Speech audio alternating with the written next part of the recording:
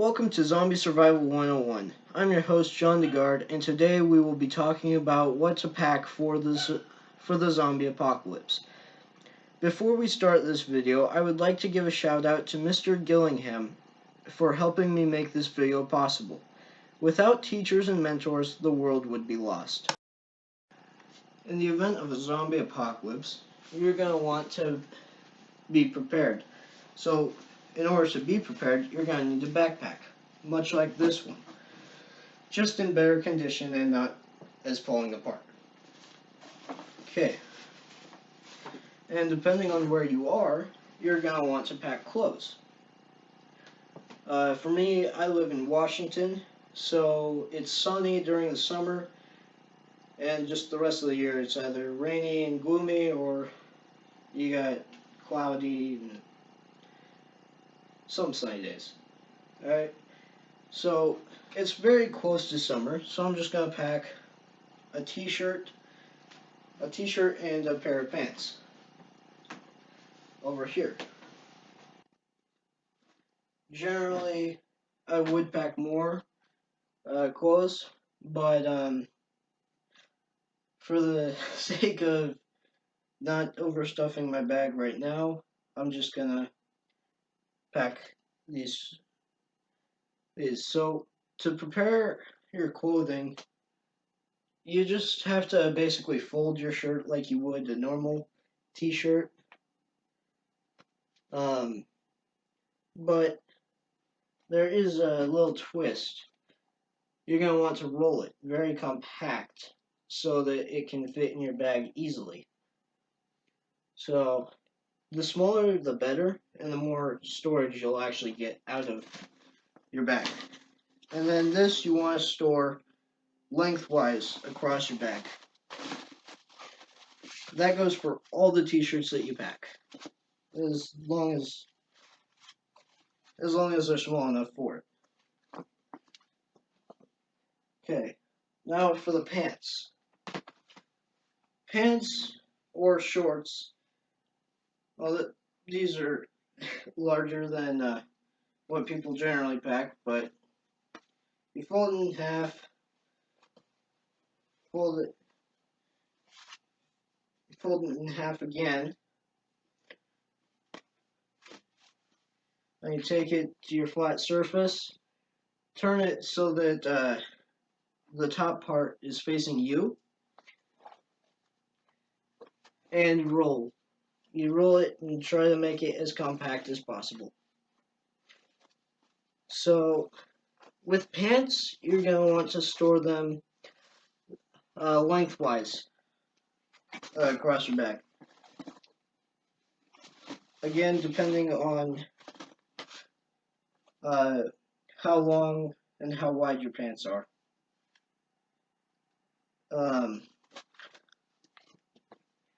Okay.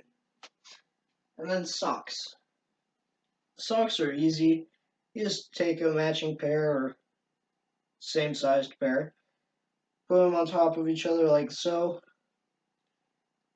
and then you just fold them in half. And they store generally in the front of your bag, where there's the most blank space. And yeah, so that's packing your clothes. Alright. You're also going to want to pack a hat like this, or a farmer's hat, something like this. These hats are beneficial because they protect your neck from the sun. And these hats are beneficial because they block the sun from hitting your eyes. Sunglasses and this hat would actually work much better. But I generally wear this hat, so I'm just going to set this on the bed here. And to pack a hat, if it's like this, you just want to store it on the back, on the little handle part of your backpack. So, yeah, it's easy, simple. Next, you're going to want to store a first aid kit. first aid is very important. If you don't know how to perform simple first aid, you should learn as soon as possible. With first aid, with a first aid kit, it could save your life. A first aid kit could be the one thing that actually saves your life. Without these, well, doctors probably would help you if you've got one or if you know one, but after the world goes downhill, you're not gonna find a medical doctor at a hospital or in a medical in an ambulance or anywhere unless you go to the medical camps, but those might be hard to get to. So you're always going to want a first aid kit, and you're always going to want to know at least the basic first aid. Now this kit goes into the very front pouch so that you don't have to rifle through your bag to find it. Okay, next up on the list, gloves. These are very handy. You're gonna want gloves. These help prevent you from getting blisters, and they prevent you from getting scratched on your hands when you're climbing. They're just gloves are useful. They're good during construction or zombie hunting in general. These specific gloves are used for paintball, so they've got grips on them. Okay. Next up is a belt, much like this one. So this belt has it's got these two little clips. So it can be used as a tourniquet if you're bleeding or if you got bit and you're trying to chop off your arm. It tightens around very easily and it cuts off most circulation. Okay, I better release it. Okay, but most importantly, these belts are also very good for carrying your utilities. So I'm just gonna lace this belt on real quick.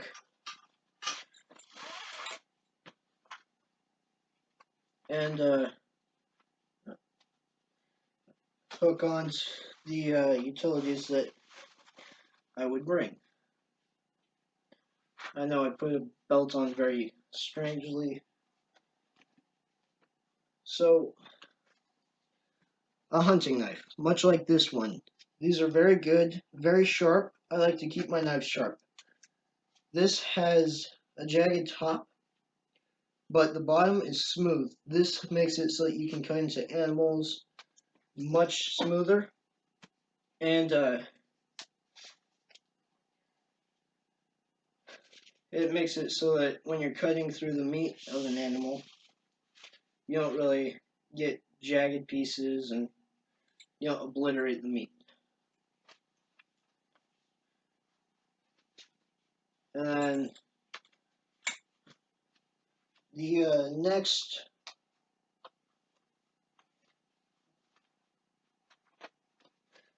the next item you'd want to have on your belt is a pocket knife. This is a Milwaukee, and it flips open pretty nicely. It's got a boxed edge, so I don't really know what the boxed edge does, but I just know that it is preferable to curved edges for me.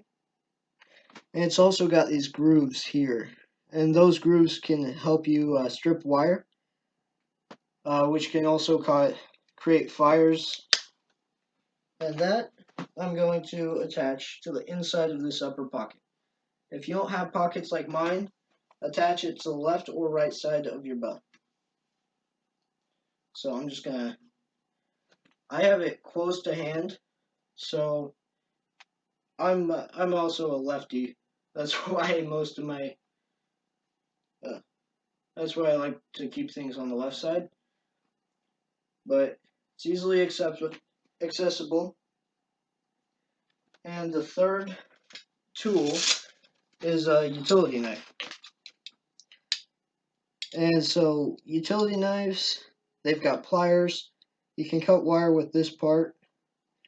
They've also got a screwdriver, flathead, and Phillips. What appears to be some sort of small ruler type deal. They've also got a pocket knife, a smaller knife I don't really know the use of. Um, and a little saw. So you're going to stick that. Preferably, I like to keep mine next to my pocket knife on the belt. So if you got it here, so you got your little utility knife here, and then your pocket knife you've got here, your hunting knife, just open the clip and pull it out. So it's all very simple. Next, you're going to want fire starters. Flint and steel is a great fire starter. Matches even better. But you're always going to run out of them eventually. I've got an electric fire starter here, but even that will run out. Unless you've got energy to charge it up with. Or power, I mean. Solar energy is the best thing you could have at this point. So you're going to pack these two items and any other fire starters in the top pouch. I'll zip her up.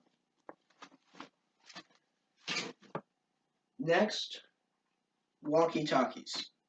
Communication is very crucial. If you can't communicate with somebody else, then you're as good as dead. These walkie-talkies can connect to others. I'm not sure if all walkie-talkies can do that if they're on the same frequency, but I like to believe so.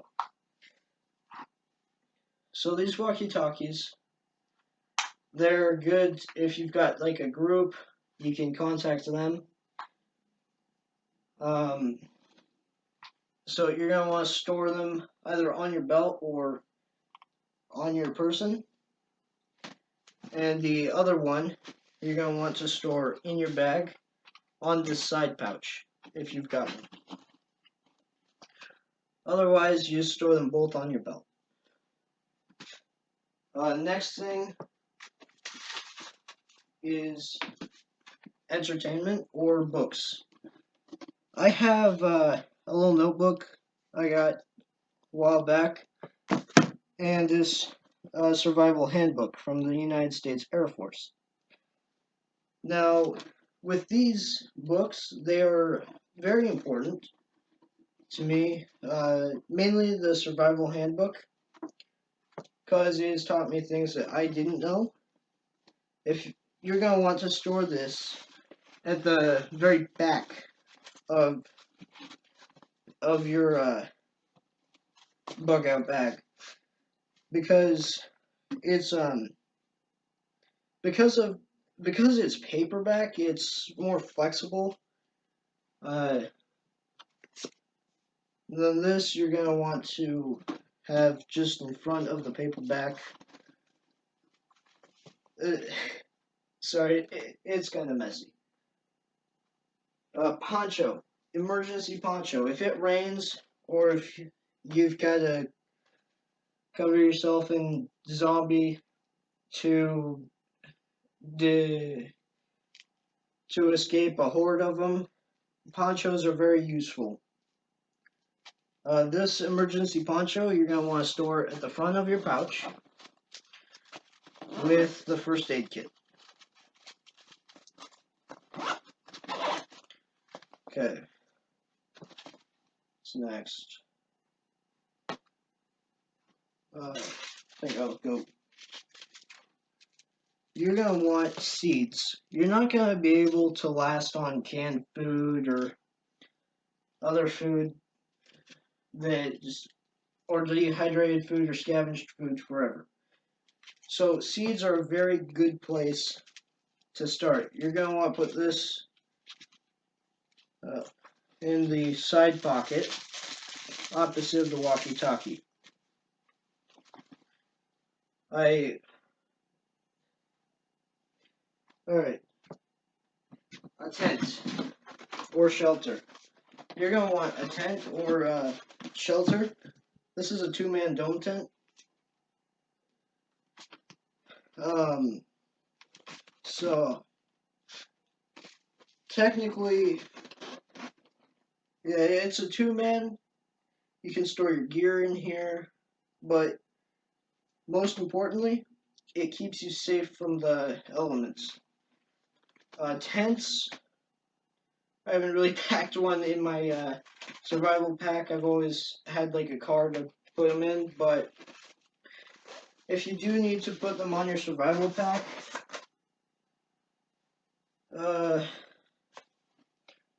I've seen certain packs where they've got little clips here. You could lay some paracord through and have your tent attached there. And you're going to want a blanket. This blanket is weatherproof and waterproof. So technically, you wouldn't really need a tent. You just have to lay under this to be safe from the water or the rain. But it's warm. It's a very sturdy material. And this you could stick onto your bag again if you had the proper things like paracord and that other. Next is paracord or rope or something like that. Duct tape is always good. If you can't fix it with duct tape, you can't fix it with anything. I really hate how everything falls. Alright, so I've got this paracord here. This paracord you're going to want to store in your bag, along with other things.